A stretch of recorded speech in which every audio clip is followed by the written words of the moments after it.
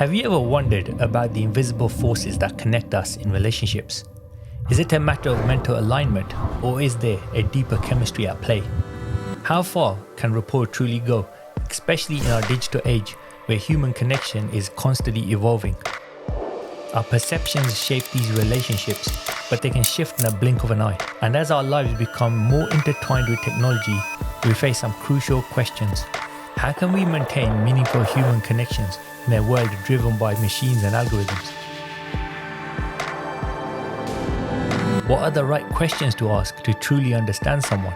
And how do we adapt and enhance these connections as technology continues to transform our lives? Today we're diving into these questions with Dr. John Demartini, an international speaker, renowned human behavior expert and author. Together, we'll explore the role of values and perceptions in these relationships, the power of presence in transforming interactions, and how technology can actually help us forge genuine connections.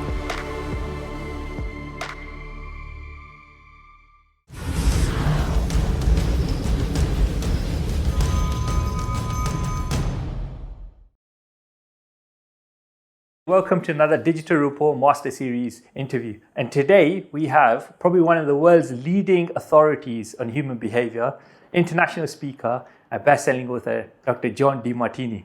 So John, firstly, thank you very much for taking time out of this busy schedule and agreeing to do an interview with us today. So firstly, for the people that may not know about yourself, please feel free to tell us what you do, why you do, and how long you've been doing it. Really, in a nutshell, I research, I write, I travel, I teach. I help people do extraordinary things with their lives and help people expand their awareness of what's possible and their potential and to fulfill what's possible. And I've been involved in doing that for 46 years. So I've been doing it a bit. And I just full-time travel around the world doing that. Awesome. So, John, like we were talking earlier on, we wanted to explore this whole concept of rapport and what it is, how it works, and go really deep into about understanding the dynamics of it. So, I suppose the first question is, what is rapport? Well, I guess the wisest way to describe it is when you're about to communicate with somebody and you find similarities between you and them that you can relate to, you build up a bonding relationship more effectively than if you see differences. Mm-hmm. The ancient Greeks said when you see more similarities and differences, you're attracted. When you see more differences and similarities, you're repelled. And if you have a combination of the two, you feel a nice blend of growth from each other. But rapport is the ability to see common denominators and common themes and common aspects to our lives. And so asking questions to individuals to establish things that you have in common is one of the keys to building rapport with people. Because when you do, you tend to increase the oxytocin, the vasopressin, some of the enkephalons, some of the serotonin levels, and even dopamine in the brain, which makes you feel more connected to them and relate to them and more trustworthy of them. So that's the nutshell. It's finding similarities more than differences. Finding similarity more than differences. So that's really interesting. Like you spoke about almost like the chemicals that are being ignited within the person.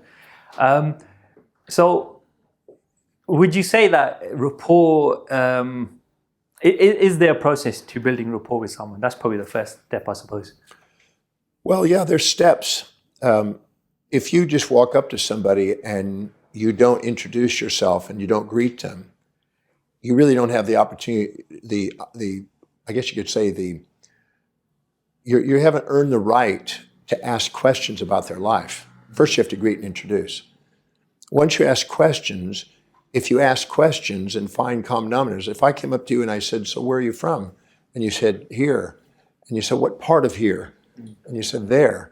And I said, I knew somebody that lived there. Do you know where that particular area is? Well, yes. And it says, and we find a common thread that we can relate to. Every time we make touch points like that, where we have that's common, that you and I both have some connection to, I'm building rapport with you.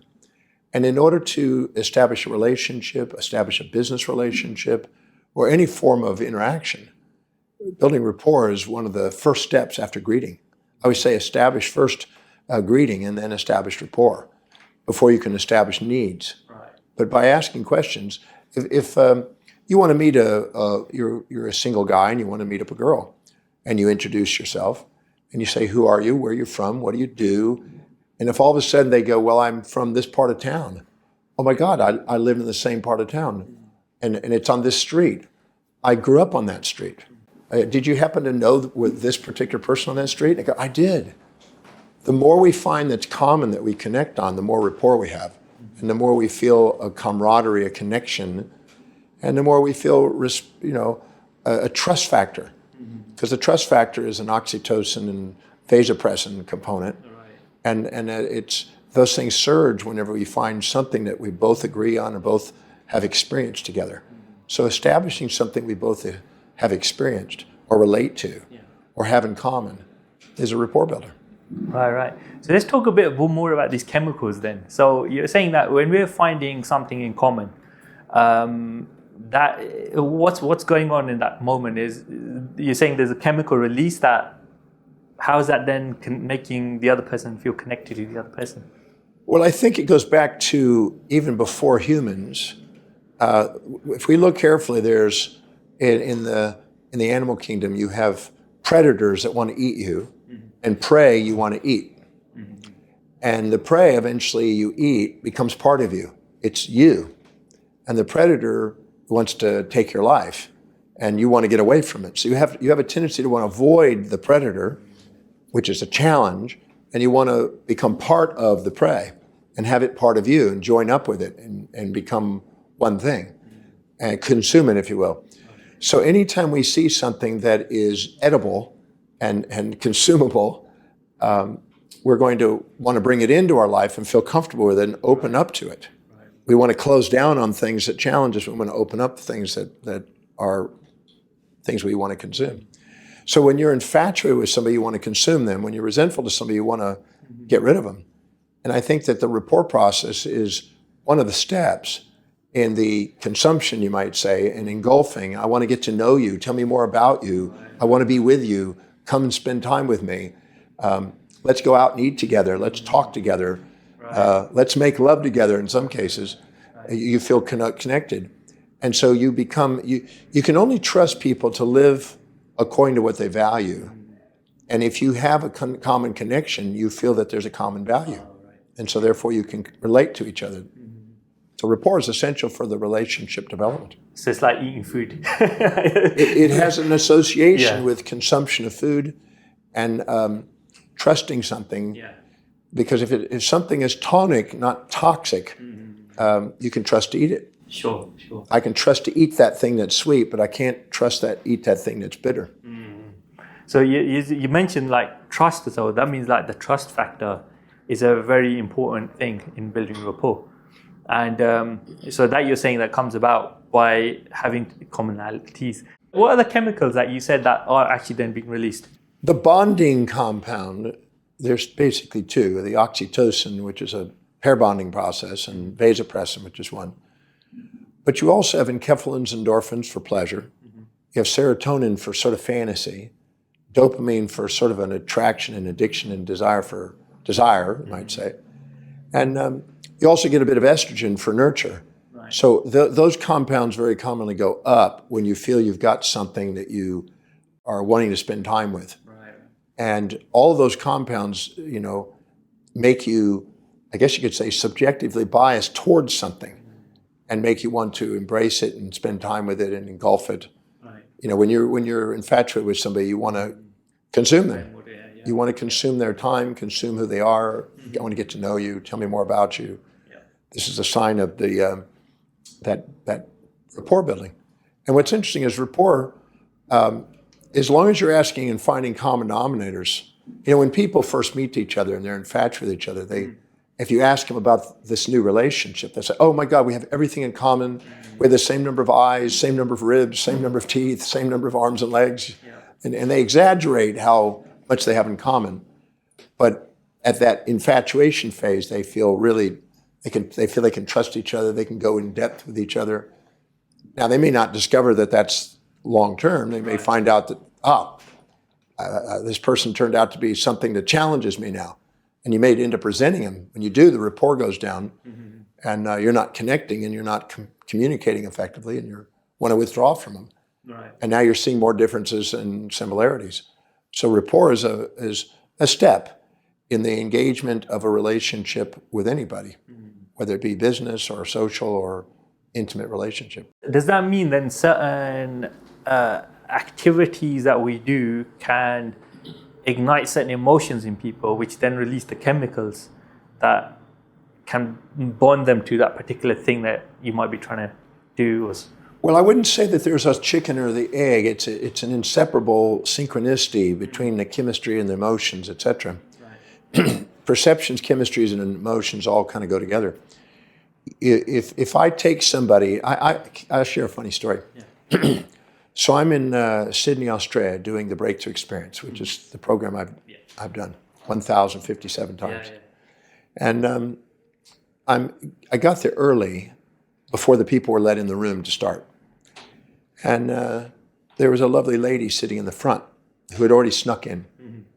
And as I walked in to put my book down and put on my microphone and stuff, she says, "Oh, Dr. Demartini, I've been waiting to come to your program for 2 years now. I finally, got it organized, and I'm finally here." And I came because I want to find my soulmate. Right. So she was looking for her soulmate. Well, there had been another guy that snuck in the room, which we don't normally let happen, but they must have snuck in. And he was chomping away at his breakfast because it was early in the morning, and was just chomping away. He's kind of gross, kind of thing.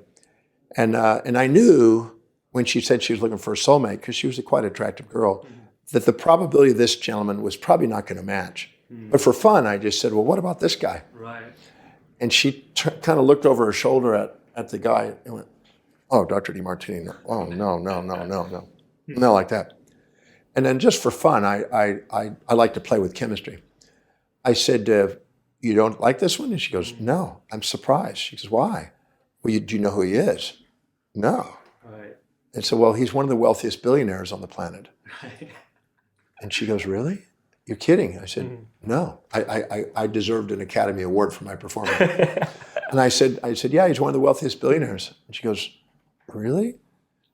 And I said, "Yeah, he hangs out with royalty and with all this A-list and all the celebrities, and flies around on his private jets and his yachts, and meets up with amazing people around the world, doing all kinds of contributions and running major businesses and hanging out with presidents. And I've just painted this really good one." Right. He was married to Michelle Pfeiffer, and one of her biggest regrets in life that she broke up with him because he was so busy helping people around the world and being philanthropic and dedicated to serving so many millions of people. And I just painted this picture. And anyway, I was just having fun with her. But she didn't know, and I was so serious. And so as I was saying, "Well, I need to go get the mic check now." And she said, "Well, Dr. Demartini, aren't you going to at least introduce me to him?" Right. So what was happening is I was stacking up associations purposely, which were painting new perceptions that were not real, because they could be real or imagined. Right.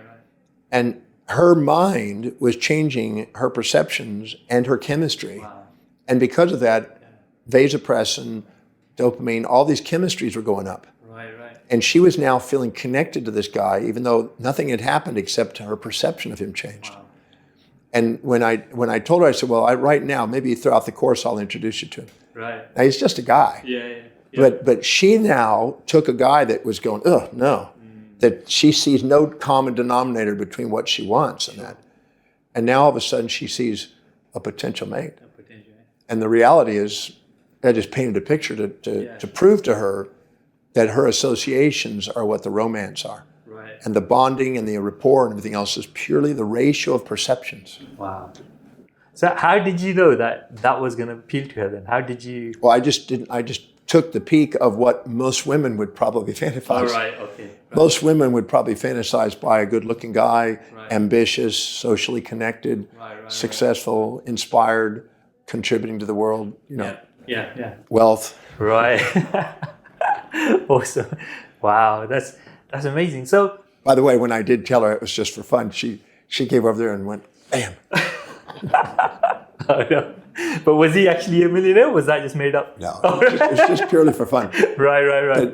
But she gave me a good slap across the face. Like that, naughty. No. I said, but isn't it interesting how vulnerable you were? How vulnerable we are to those perceptions. Right. Wow. So basically then if the perception of something is changing, it has a chemical reaction that can make us behave differently towards something. Our perceptions can change in milliseconds. Literally milliseconds, it can change. And our hormones and transmitters ratios can change. Wow. If all of a sudden a lion comes in the door and is about to come and eat you, all those chemistries I mentioned go down, and testosterone and histamine and cortisol and norepinephrine, epinephrine, substance P, these all go up all of a sudden. Your chemistries can change in milliseconds based on perceptions. And the second you change your perceptions, you change your chemistry and change your feelings. So then that could work towards like anything in life, right? It doesn't matter what it is. I can link anything to anything. I've been paid to link anything to anything, to prove to people that we could do it. I've had people that swore that you could not get them to dislike the man they were with. Right. And I said, you want to bet? Wow. And I took on the bet, and I got them where all of a sudden they were disgusted by him. Yeah. I've also taken somebody they would never ever imagine being with and stacked up new associations and made them attractive. So it's all perception. Romance, the hormones that we think are chemistries or whatever are purely perceptually based. Wow. That's pretty that's pretty amazing. Wow. I've seen you when you've done your talks, for example, you get like a line of people coming up to you, and then they have a conversation with you, and you seem to be able to just like build instant rapport with them. I mean, what's that dynamic about? How does that work then? Like, you don't know this person, but yet you seem to, or is that just influence because you've just given a talk as well? And well, I'm sure that because I've spoken, that probably puts me into a position where if they even bother to come up, they may just leave. They may not like what I have to say. But if they have some interest in what I'm saying, they probably will look up, and they probably have a personal question, and they see me possibly as somebody that could help them with a personal concern. And as a result of that, if I just listen to their needs and try my best to solve it, usually have quite good rapport with people. And I'll usually ask them what their name is, where they come from, how can I help you, that kind of thing. And I think I've already got rapport because I've spoken. Sure. If they just walked up to me on the street, they may not have that type of thing, but I've just spoken, so I've kind of a gain. You got that authority position. Either authority or curiosity, or they think that maybe I'll be able to help them in some way. Right. So then would you say that listening is a very important part of the whole rapport building process as well? Well, if you don't listen and ask questions, you're probably going to turn them away. Okay. You're going to make presumptions. They used to say to sell is not to tell, it's to ask questions. Well, to care is to not to tell, it's to ask questions. Right. So by asking questions and making them the center of attention and asking them about their life, the more you get about their life, the more you find common threads. Right. The easier it is to gain rapport, and the easier it is to establish their needs and then be able to be of service to them, which makes them engaged. So would you say then with the listening, then you kind of need to be present to the moment as to what's going on around you or with them? Well, if you're, this was probably stepping on a toe, but I'm going to do it anyway. I was in Cleveland, Ohio. I was at the Rock and Roll Awards, and I was there with Michael Jackson's family. Okay. And Joe Jackson and his wife, or Michael's mother, were there. And they were two complete polar opposites, which is very common in family dynamics. When you spoke to her, she greeted you like this. She grabbed your hand and she was right there present with you and listened to what you had to say and asked you and was very engaged. Right. But when you met Joe, now it could have been just that night that I met him, but when you do it, as he introduces, he puts his hand out like that, and then he goes and talks and looks at somebody else and starts talking to them. And when he starts to go there, he starts talking to the next person. Right. And I thought he was not even present with you when you're shaking your hand. Yeah. And that's because he was preoccupied in trying to find out who he could interact with that was probably more important than me. Right. And probably thinking of opportunities for his son, Interesting, yeah. whatever his reason was, I didn't feel that he had gained rapport with me, where his mother was patient and was there, and they were like complete opposites. It was quite interesting watching it. Right. And but that was a good example of somebody who's really building rapport, who seems to be focused and interested to establish who you are and your needs, to find common denominators. Right. And so if she asked me, what do I do? Well, I'm here on a book signing in Cleveland, and I'm doing book signing and doing presentations at a book signing, and she'll say, oh, that's like us going on a tour doing our music when we get to do our signings of our albums and stuff. He says that's one of the most inspiring parts of our that we have in common. Right. That's the kind of talk she'll say. Okay. So she knows how to engage and relate to people, finding common threads. So you feel like you're right there with the Jackson family when you talk to her, where Joe is like, unless you're going to sign a deal, don't bother me. Right. But of course, if I would probably have been signing a deal, he probably would have been fully engaged. Yeah. And she would have probably been just less important. I don't know. So that's an interesting one. Then the mindset in that moment, like you're saying, that one person was like very present, and the other person was kind of just almost like scanning the room to see what's going on. So that indicates that you do need to, if you want to connect with someone, then you need to be with them at that moment in their space and the time. The thing is I don't think Joe is that way, and his wife is this way. Those are labels. Sure. In all probability, if you were to capture Joe's highest value, and he thought that interacting with you is going to help him fulfill his highest value, is what was most important to him, he'd probably be fully engaged. Because now his values are being met. Yeah. And she might be less engaged because that's not important to her. So it depends on what's important to that individual, what's going to engage them, and what's going to give them a desire to have rapport. When you meet, I'm sure somewhere in your life, you met somebody and they've introduced themselves, and 1/1000th of a second later, somebody came up and said, "Who is that?" And you went, "You don't know who that was." You didn't even remember their name within 1/1000th of a second. And yet other people have come up to you and said their name, and you recited it, you wrote it down, you didn't want to forget it because you thought, this person's important in my life. Sure. So you get engaged and you will build rapport with things that are more meaningful to you and important to you and higher on your value list. Right. Wow. So then what would you say like key dynamics with when you're like on stage because you're talking one-to-many, and then when you're off stage because you're like one-to-one? So what's the main rapport? Because I know how engaging your workshops are, right? Because when you look around, you could tell people are like, wow, So it's like, how's that dynamic work? Well, as long as I'm helping people get what's high on their values, what's valuable to them, they'll engage. I was doing a presentation in Dublin the other day, and I thought I was doing pretty good on engagement, but there was one lady that wrote me a letter the next day, well, actually a couple of days later, and said that she got nothing out of my talk. It was a complete waste of time. Right. And I thought, that's interesting.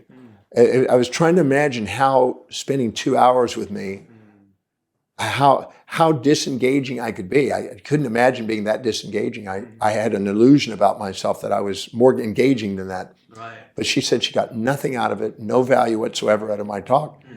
And I thought, wow, almost like to meet her to find out what is important to her. Sure. Now, I did a presentation on how to take obstacles and challenges that you face in life and turning them into opportunities, and how to take crises and turn them into blessings. I would have thought most people would have been engaged in that. And it seemed like 99% of the room was. So I could have only gotten one letter back from her. Right. But she said she got zero out of it. It was a waste of time of her money and time. And I thought, that's interesting. But you know me, and to say that you can spend 2 hours with me and get nothing out of it, that's pretty exceptional. that woman deserves to be an award-winning somebody for having the power to know that much without learning something within 2 hours. She definitely wrote you a letter, though. Yeah, I thought that was interesting. Yeah. So your message then, when you're talking to many, is, is there like a dynamic going on in the room? Are you picking up on things, or yes. what's? I'm watching the audience, And if I see them start to disengage, I may not see everybody, particularly in the back. Yeah. But if I'm seeing a disengaged look, or they're starting to look at their phone or whatever, I'm not connecting with them. And my job is to make sure that I speak in a way that it's going to provide a value to people. And so I try to find them universal themes that people want to share as a foundation. Yeah. And then do it with an inspiration and enthusiasm, because I love what I'm doing. I don't like to share something that's not meaningful to me. So I'm enthused about it. Right. And I think that's what keeps people engaged. Yeah. It's interesting. So because then you got like that dynamic of, when you're on stage, you one-to-many kind of thing there when you're one-to-one. But when you're like in the online space, for example, that's like one-to-many as well. So because you started to do a lot more in that space as well now, because I've seen your journey since when I first did the breakthrough with you, right? And so how do you go about doing those kind of things? What's kind of in your mindset when you're going to do a talk online, a webinar, for example? Usually when a webinar comes on, you start to see names come scrolling down. We have sometimes hundreds or thousands of names coming through. Yeah. And at least I feel that there's at least a connection. Sure. And if I recognize any names, that helps me imagine I'm talking to people I know. Okay. If I don't know anybody because I'm on some blog that I've never met anybody, yeah, then I just have to imagine that I'm speaking to an audience or individuals out there, and I may just do it that way. Or sometimes I'll just imagine I'm speaking to an audience. Right. It's not the same as a live audience. Yeah. I wish I could say it's no big deal, but I prefer a live audience. Yeah. And looking out at real people, you can dance with people a lot easier than if you're kind of assuming what you know. I mean, I've been on situations where I've been on webinars where the technology declined and I was speaking and there was nobody on it. And I've also been thought it was cut off and it was on, right, and going, where in the hell is the thing, Yeah. So I've had all that, but I think I'm able to connect with them if I get really present in my mind with the audience, if it's a group, or with one or two people, one by one in my mind, if I'm thinking. That's why I like Q&A. When somebody asks me a question or types in a question and I can address that, yeah, I'm reconnecting to an individual a lot easier. Yeah. Even though I may only know their name on the thing. Sure. I can connect easier. I prefer that. Yeah. A generic thing is not easy to connect it to individuals. Yeah, so it's interesting because the kind of concepts that are coming through this, about being present, about asking questions, knowing the needs of people, and then having that dynamicness about yourself to being able to adapt to that flow as well. I mean, you're doing. Why do you feel like doing stuff online is quite important, especially in this day and age? If I had a choice, I like live presentations. But I've done radio and television, newspapers, magazines, every possible vehicle there is to reach people. And the digital space and the social media space has allowed us to reach millions of people that we wouldn't reach otherwise. So I'm grateful for that. I don't claim to know much about it myself. I delegate a lot of it. I usually show up and it's all ready and I just speak. But so I couldn't tell you how it's all structured sometimes. What I do is I just keep going out there with every form of media I can and keep sharing a message. We reach a lot of people that way. Yeah. And people come up to me and ask to do podcasts or these types of interviews, and all of them make a difference. So that every time we do it, we may only touch a handful of people. We may touch millions. Sure. I had the opportunity to do a show in Florida the other day, out of Moscow. Producer was in Los Angeles. The director was in Moscow. Right. The actual film crew flew and met me in Miami. And I did an hour documentary thing for 250 million people. And I'm like going, wow, imagine what we can do, digitalize right now. In 3 locations, we're filming and we're reaching people around the world. Yeah. This is amazing. It's amazing, isn't it? Amazing. Just talking on that point about technology, I mean, what do you think is going to happen as we go more into this? Like, what do you see coming in terms of like technology and humans and the way we interact with each other? Well, I don't know if I can state with absolute certainty. I can speculate. There are futurists out there that are trying to pin that down. I think that the jobs, I was listening to an economist the other day who's talking about where we're headed, and seemed to be pretty bright. But I'm a firm believer that there's plenty of room still for the humans. We're going to be around for a few generations more, at least. But the technology is offering. The technology is forcing us to have to completely do a new infrastructure. And the infrastructure disassembling of the old and new building is going to require human beings.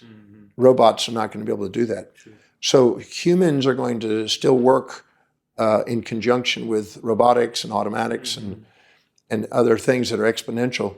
And we're going to continue to do that.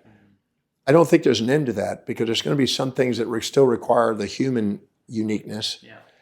And we're going to just keep becoming more effective and efficient. I mean, there is going to be a time when we're going to have an entangled simultaneity of communication globally, and eventually solar, and eventually extrasolar, interstellar. Yeah. I mean, that it may be 200 years, but we're definitely going to have that. And I think that that's inevitable. I mean, I was watching a beautiful film of the rover that's, on the moon or whatever, and what's just about to, what's happening there. I'm on Mars, and what they were doing on these craters and stuff like that. And I guess it was on the moon, pardon me. And I was just watching technology, what they're doing from the States on another heavenly body, and where we're headed with that. So the robotics are going to be helpful to help us explore, to prepare for our habitation. So it'll be an interesting journey. I think that gaining rapport, who knows what we'll run into out there someday. True. I feel pretty well certain, looking at it, that there's finding water and microorganisms in space. We're going to meet that soon. Yes. But I don't know how far it's going to be before we meet another highly intelligent individual. Aliens are coming. But we may not want to meet them. They may be more aware of us, and they might exploit us. Who knows? Sure. Yeah, that's possible. I mean, that's the whole. They might be consumers. They might just say, "No, there's some morsels. Let's eat that planet." Let's eat that planet. Yeah, that'd be good. That'd be rapport for their tummy. So, John, like we were talking earlier about when you do stuff online, how do you go about preparing for a potential message that you're going to be delivering, and how it hits the needs of people that it's going to go out to? How do you go about preparing about that? I primarily just research every day as best I can. Some days I'm too busy speaking, but whenever I get availability, I'm researching. And I'm trying to learn and expand my awareness in as many fields as possible. So I always have something to say. And then what I do is I somehow put it together. I can't say that I'm always, think out what I'm going to say on each talk. I don't think that's true. You just look at my audience and I create usually. If I have the information and I think of what is my purpose for this group, what's my main message that I want to get across here? And then the rest of it comes. I mean, I've been doing it so long, I guess it just kind of comes. It integrates as I do it. Yeah. But I sometimes, a gentleman introduced me one time and said, Dr. Demartini is a guy that if you give him a word, he'll give you a couple hours. give him a word on a topic to cover, and then he'll give you a couple hours. Yeah. And I think because of the diversity of my studies and the amount of information that I've been blessed to devour, it's helped me be able to be spontaneous on the spot with whatever happens. Yeah. Yeah, so you're adapting to this scenario. I mean, on rare occasions, if I'm doing a major conference on a particular tight topic, I might review and focus and do that, but that's not usually the case. A lot of times I find out the topic as I'm on stage. Okay, right. In fact, I was in Sydney, Australia at the Hilton one time, and I was told to come down to get my mic put on 10 minutes to 2. And so I came down. Well, it just so happened there was a conference across the hall. Yeah. There were 2 conferences going on. Yeah. I didn't know which one it was. All right. And so the guy saw me from the other conference and came running up to me and put the mic on me. Right. And so I just assumed that he knew me, and off it was, and there they put me on the stage. Right. And I got up on the stage and I spoke for about 10, 12 minutes. Yeah. And finally at the door, I saw people that I did recognize, and they're going like, you're over here.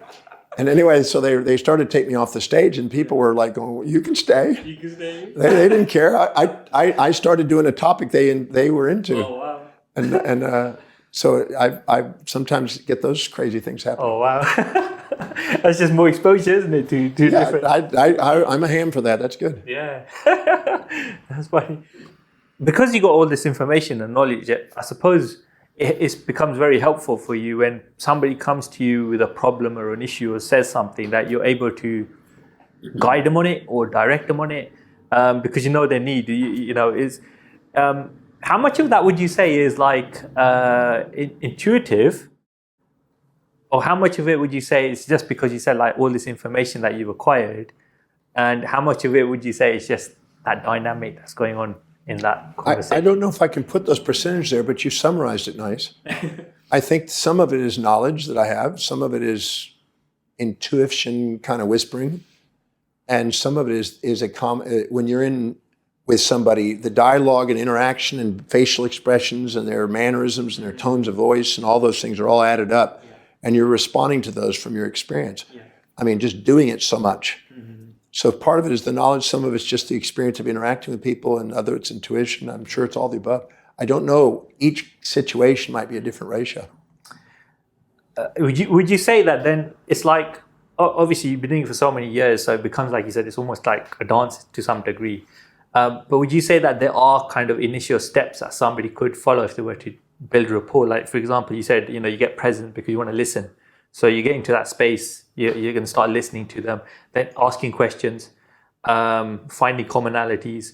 Would you say there's like a whole bunch of steps that you can actually follow? Or is that getting too rigid? Well, if you don't see them intriguing, if you don't really want to interact with them, your rapport building is going to probably be hindered.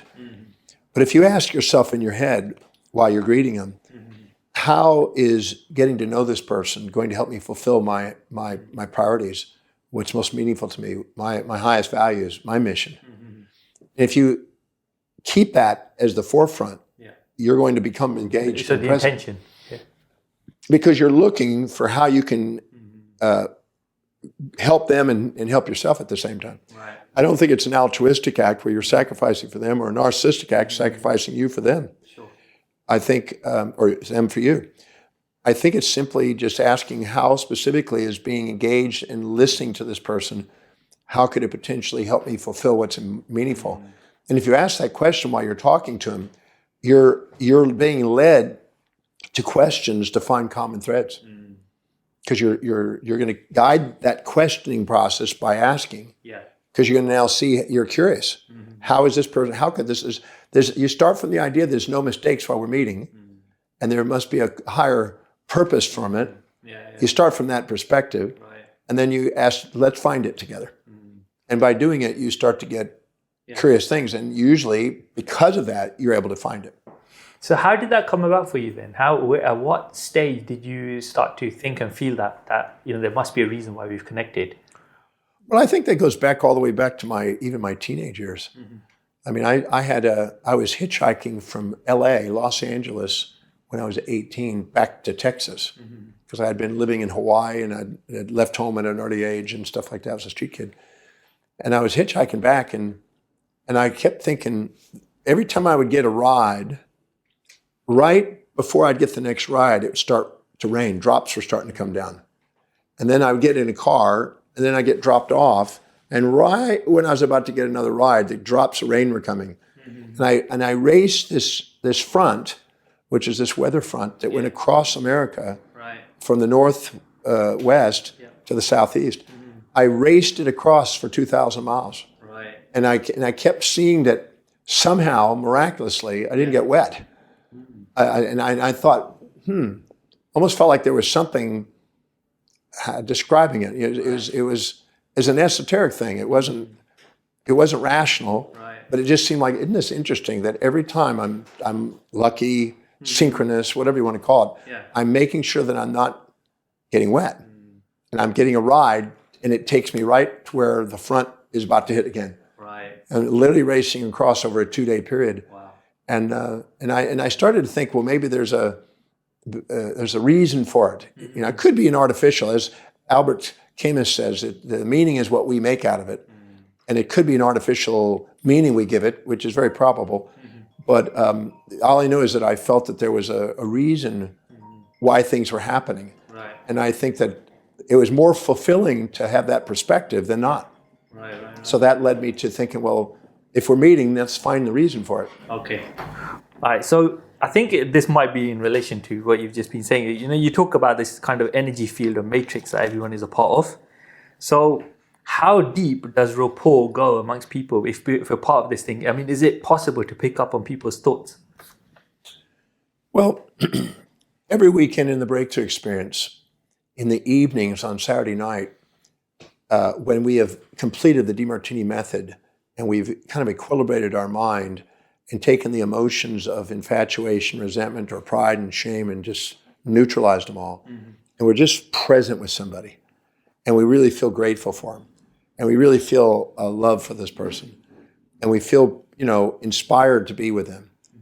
As we're sitting in front of them, they will very commonly morph into the person we've done the exercise on. Right. And this surrogate that'll play this role out will actually say things and respond as if they were the real person. And we will know things that we don't even know how we know and say things we couldn't rationally come up with. Yeah. And so I have a feeling that there's a capacity to access a higher matrix of information, I guess you could say. Yeah. Because I see it every week. I saw an 11-year-old girl play the surrogate role of a woman finishing up the Demartini method in Melbourne, Australia one time. Right. And I watched her reach over with a left-handed palsy. An 11-year-old girl developed a palsy in her left hand and started stroking the woman's hair while they were communicating. Right. And the woman that she was doing this to was 57, doing her 76-year-old mother. So there's a 19-year-old lady, older, doing that. And then afterwards, the lady said, how did this young girl know that my mother had a palsy in the left hand? And how did she know to call me your precious little angel? But that's what the 11-year-old girl called her and talked to her. So when you see things like that, which I see weekly, you wonder if there's not a matrix of information that, like a party line, I guess you could say it, that's out there. That we're tapping They used to call it a party line. Makes you wonder. Would you say then that level is a very kind of deep level of rapport that you got with someone? Because you almost, I don't know, is it frequency matching? There's such a synchronicity, there's such a rapport that, there's almost a telepathic communication that goes on. And I don't want to get, too metaphysical about it, but I see it. I mean, if you've been to the Breakthrough, yes. if you came to the Breakthrough and you saw it as often as I do, which is probably 70 or 80% of the people in the room every single weekend. Yes. We're talking about tens and tens of thousands of people. Yes. It makes you wonder if there's not a collective field of something. Something going on that makes you wonder anyway. Wow. Let's put it this way. I've had scientists try to explain it with their own rationale. Right. And I've had them even puzzled watching it. Wow. So people that don't believe in those kind of things at all, they go, because they've had it happen to them while they were experiencing it. And they go, whoa, what did I know? How did I know to say that? And how did that person know that information about me? Exactly. You go, what? Yeah. And it could be just a coincidence. Could be just deal with probabilities, as Michael Shermer says. But that's some I've been doing it I've been doing it for 30-something years. Yeah. I think it's a little higher frequency than just randomness. Yeah. Wow. Okay. So we got this whole thing about. So there seems to be like you said, there's a thing about being present, about listening, questions, being in that space, building trust. There's chemical reaction going on, and knowing the person's needs. Because if you know what they're after, then you can kind of adapt yourself to deliver that to them. Is another core element of it.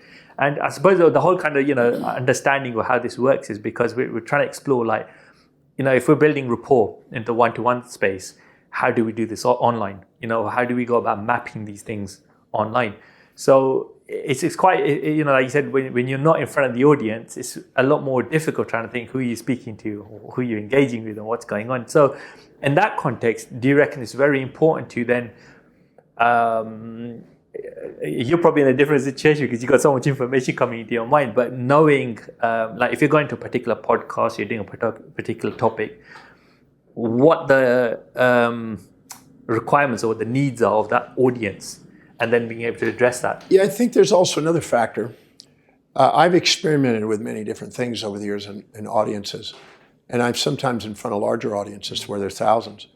And if I'm really, really, really, really inspired by what I'm saying, or I share a story that just is a tear-jerking story, it's a really inspiring story, and my heart is open, if you will, as a metaphor, and I'm really present. Yeah. I can look out and I can see 9,000 people with tears in their eyes, and none of them are moving. I've actually watched films. When I'm telling a story, there's a story that I share in the health field of about a boy that was in a coma, that came out of a coma in my hands. Yeah. And he'd been in a coma for 3.5 years, and I did a particular procedure on him, and he came out of his coma. And that moment was like amazing moment to watch somebody who's been unconscious and out for I know about that one. 3.5 years. Well, when I share that story, and they filmed that, and they look at the audience, and we look back at the audience in the film, there's no movement through 9,000 people. Nobody's moving a muscle. But all you see is glistening tears in people's eyes from the light at the front looking into their eyes. And you look out and you don't see a movement. There's no fidgeting. There's no changing seats. It's just present. So if I'm present and I'm inspired and I'm communicating from what's most meaningful to me and I'm talking in what's highest on my value that really inspires me, my resilience, adaptability, my presence, my being, if you will, somehow comes across, and that whole room unifies into a field. Wow. I don't know how to describe it, but I've seen it, and I'm going to be doing that in about, what is today? This is Tuesday. Tuesday, that's right. Yeah, on Friday I'm speaking in Las Vegas. Wednesday I'm in Los Angeles, but on Friday I'm in Las Vegas, and there's thousands of people there. And I'll be doing it there. Wow. I'll be sharing something there that will, if we have a film on it, you'll be able to see it live. It's so inspiring to watch because you can have 9,000 people and there's not a movement in the room. They're just present. You could hear a pin drop. Yeah. So it's like a collective. United into a collective moment. Yeah. That is very profound. I was speaking. I'm not sure where it was, but it was again another audience, and I got into a zone where I was just on roll, and my eyes closed. You know, you've seen singers when they're singing, and then they close their eyes and they just get in this zone, and people start crying because they're so inspired. Or these little Britain's Got Talent. You see these young kids get up and just singing, and the whole room is like, whoa. I was doing a presentation, and there was. I wasn't even paying attention what direction it was. My eyes closed. And my body moved, and I was facing 90 degrees away from the audience. And I was talking still. And when I finally came up and opened my eyes, I was pointing in the other direction. And they gave me a standing ovation. And I couldn't even tell you what I said. Wow. They gave a standing ovation. It was the most, they said, whatever you did, wherever you went, that was amazing. We felt the experience. It was just amazing. That's interesting. Are you pretty much kind of saying that you're so present that you're tapping into like a oneness or stillness in that moment that you're almost pulling everyone into it? In a sense, you're. I think deep inside, we all desire to be authentic. We desire to be loved and appreciated for who we are, and we desire to reach our full potential. And anytime we're present with that, there's a natural honoring or respect of that somehow, and people just become present with you. Wow. This has been very insightful in terms of rapport. There's a lot there that I can relate to, and there's a lot that people can take away from in understanding the target audience when they're online, understanding their needs and things they can do to really try to connect with the audience. So on that note, is there any last words you want to say around the topic? The mastery of being present with people and the mastery of listening attentively as if they are on the way, not in the way, and helping you fulfill your mission Zig Ziglar taught me that if I help other people get what they want to get in life, I get what I want to get in life. I don't know of anybody that we can label anything other than another human being, and they're worthy of love and they're worthy of appreciation. Yeah. And getting to know them and finding out about their life is usually revealing and points out things about our own life. Sometimes we're too proud or too humble to admit what we see in others inside us. But when we finally open up and see all of what we see in them inside us, we realize that they're revealing to us the parts we have not yet owned and loved. Mm-hmm. And it gives us an opportunity to appreciate another part of ourselves through them. So if we do and come from that perspective, I don't know of anybody that we wouldn't want to ultimately gain some rapport with and learn from. So I think that it could be as the old proverb says, that don't underestimate the person who gives you great feedback. Sometimes the greatest ideas come from the least likely interaction minds or whatever. Yeah. So, you might, if you come from that perspective, you'd be probably more likely to gain more rapport and more presence and probably more enrichment. Wow. John, I'd love to carry on forever chatting to you. We have this thing called time, which everybody has to be bound by. So, John, if people want to get in touch with you, what do they need to do? How can they get in touch with you? The easiest way to do that is simply just go to drdemartini.com. DRDEMARTINI.com. drdemartini.com. Yeah. I think if you type in Demartini, you'll probably find me. Yeah, most likely. Yeah. All right, cool. So, John, on that note, thank you very much for your time. Much appreciated. Thank you. And thank you. Great.